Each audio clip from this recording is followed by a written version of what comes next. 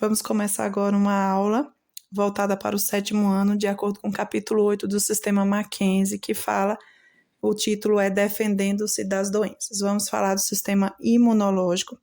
No dia a dia, nós estamos constantemente expostos a bactérias, fungos, micro-organismos que podem causar doenças para nós, mas nós não ficamos doentes porque nós temos esse sistema imunológico aí, que tem duas principais funções. A primeira é nos proteger contra os patógenos, que são as bactérias, os fungos e os vírus, e assim evitar que a gente desenvolva doenças, infecções, e a gente não fique doente.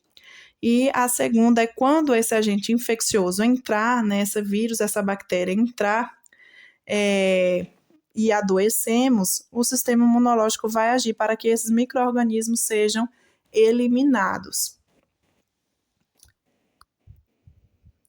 Nós temos aí duas coisinhas básicas, o antígeno, que são as substâncias presentes, são os seres vivos que eles vão entrar, são os nossos inimigos, são aqueles que vão entrar no nosso organismo para causar alguma infecção, alguma doença, que é as bactérias, os fungos, os vírus, os protozoários.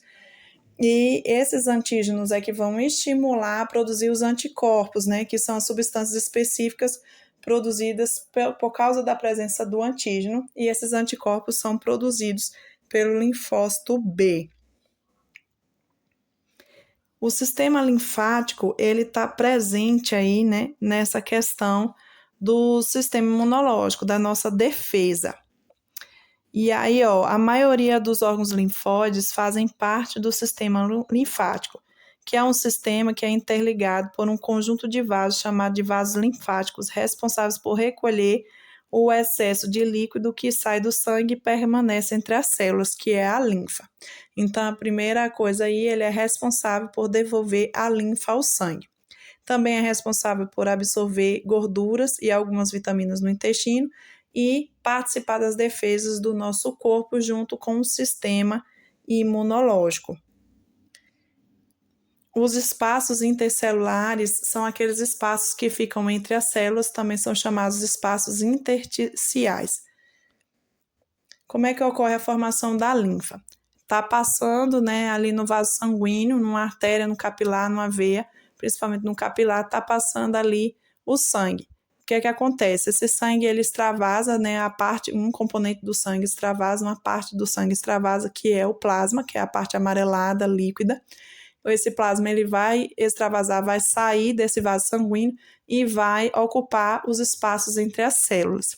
E aí, os vasos linfáticos, eles vão absorver essa linfa, esse extravasamento do sangue, esse plasma que está entre as células, vai ser absorvido pelos vasos linfáticos.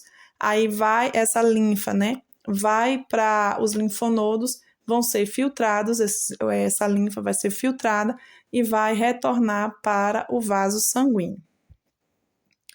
Os vasos linfáticos, eles vão fazer isso que eu falei, vão retirar o líquido, entre as células, que é a linfa, vai jogar para os linfonodos, esse linfonodo vai filtrar e vai jogar novamente para o sangue, para os vasos sanguíneos. A medula óssea aí, é formada por um tecido esponjoso, localizado no interior dos ossos. Ela é dividida em medula óssea amarela e medula óssea vermelha.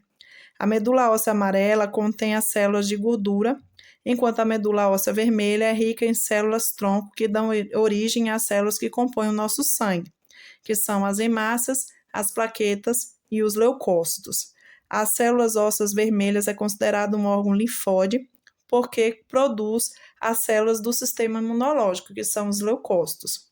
O processo de produção das células do sangue na medula óssea vermelha é chamada de hematopoiese. Hemato vem de sangue, poiese de produzir, então, produção do sangue, que vai originar os eritrócitos, que são as hemácias, que são os glóbulos vermelhos do sangue.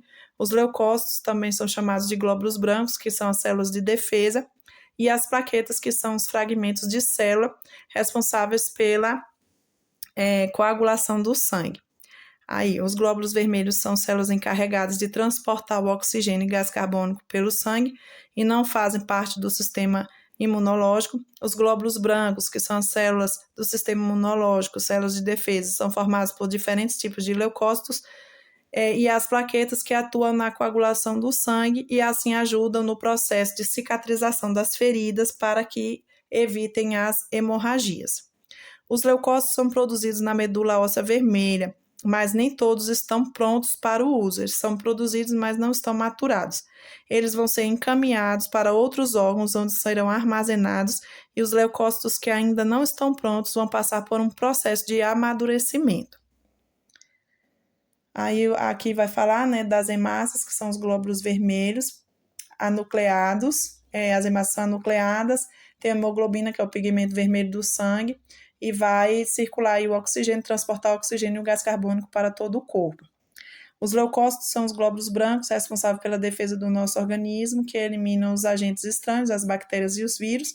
O linfócito B são leucócitos responsáveis pela produção de anticorpos, que são essas proteínas que trazem uma resposta específica para cada antígeno, para cada bactéria.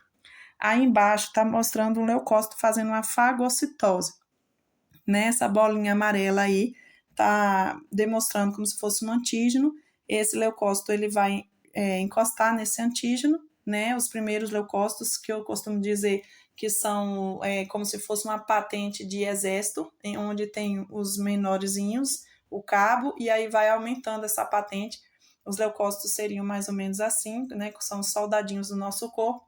E aí os primeiros leucócitos eles vão pegar esse antígeno, vão fagocitar, vão englobar esse antígeno e jogar substâncias para tentar eliminar esse antígeno. Se eles não conseguirem, todas as patentes lá não conseguirem do exército, aí eles vão chamar o maior de todos, a maior patente do exército, né, dos nossos soldadinhos de defesa, que vai ser o linfócito B, que vai produzir os anticorpos. As plaquetas são fragmentos de célula que vão promover a coagulação sanguínea.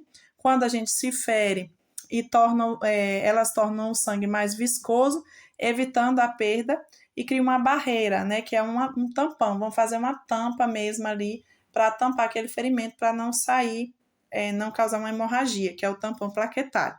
Quando esse tampão não é o suficiente para acessar a saída do sangue, eles vão liberar substâncias que formam uma rede, que é o coágulo de sangue, com fibrina, né, uma rede de coagulação aí. O hemograma.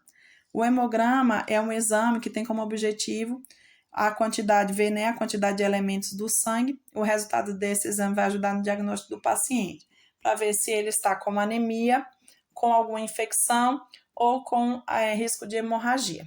Essa primeira parte do hemograma, o eritrograma, é a parte vermelha do sangue. Esses três primeiros aí, eritrócito, hemoglobina e hematócrito, são as hemácias, né, a parte vermelha do sangue. Se elas estiverem baixas, vai indicar anemia, se estiverem abaixo do valor de referência. Esse VCM, HCM, tudo aí é para ver o tamanho da hemácia, se estiver grande ou pequena. E aí a pessoa ela vai estar com anemia megaloblástica ou uma anemia microcítica. O leucograma aí tem os leucócitos, se eles estiverem acima do valor de referência, que no caso aí é 11.000, a pessoa ela vai estar com uma infecção, vai indicar que ela está com infecção em algum lugar. Por quê? Porque entrou um antígeno, entrou uma bactéria e o corpo está produzindo mais leucócitos para eliminar essa bactéria. E se tiver abaixo de 4.500, de acordo com o valor de referência desse exame aí, essa pessoa está com imunodeficiência, tá? Com pouca produção de leucócito e vai estar mais suscetível a desenvolver doenças. As plaquetas, se elas estiverem acima de 450.000, como está mostrando aí, essa pessoa ela vai estar suscetível a ter trombose, né, trombose venosa profunda, coagulação de sangue, trombos de sangue.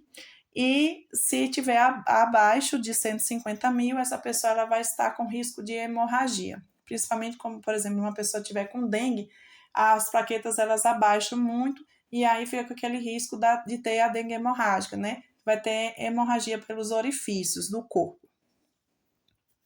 Os órgãos do sistema linfático. Nós temos aí o timo, que é um órgão localizado na região do tórax, é responsável pela produção e maturação de alguns tipos de glóbulos brancos. Ele vai produzir o timo, ele vai produzir o linfócito T. Existem dois tipos de linfócito T, o CD4 e o CD8. E ele também vai ser responsável pela maturação, pelo amadurecimento dos outros leucócitos que foram produzidos lá na medula óssea. O baço está localizado na lateral do tórax, abaixo do diafragma e auxilia nas defesas do corpo.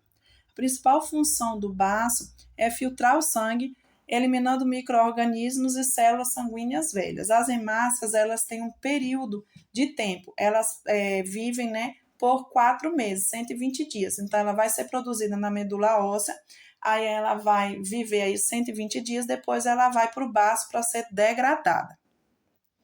Os linfonodos são órgãos distribuídos ao longo dos vasos linfáticos. Eles são mais abundantes na região do pescoço, axila, virilha. Ao passar pelo linfonodo, a linfa vai ser filtrada e as substâncias estranhas vão ser eliminadas pelos glóbulos brancos que ali foram produzidos. E depois, essa linfa que foi filtrada, foi retirada todas essas substâncias ruins, vão voltar para os vasos sanguíneos, para o sangue. As tonsilas, que são linfonodos localizados na região do nariz, da boca e da faringe, elas vão filtrar a linfa, que pode ter micro-organismos que vão prejudicar o corpo. Existem 3 tipos de tonsila: a tonsila faríngea, que fica aí na região do céu da boca, a lingual, que seria na língua, e a tonsila palatina, que também popularmente é chamada de amígdala. E aí, muitas pessoas, elas têm muitas infecções na amígdala, acúmulo aí de bactérias e tal, causa infecção, que é infecções de garganta. E aí, com amidalite, que é essa inflamação, essa infecção na amígdala de repetição, às vezes o otorrino ele vai indicar a amidelectomia, que é a retirada da amígdala. Porque pode acontecer dessas bactérias que estão nessa tonsila palatina, nessa amígdala, elas entrarem na corrente sanguínea e irem para o coração, causando uma infecção no coração, pode causar aí um ataque cardíaco. As diferentes células de defesa. Os leucócitos são células de defesa do sistema imunológico e são produzidos na medula óssea vermelha.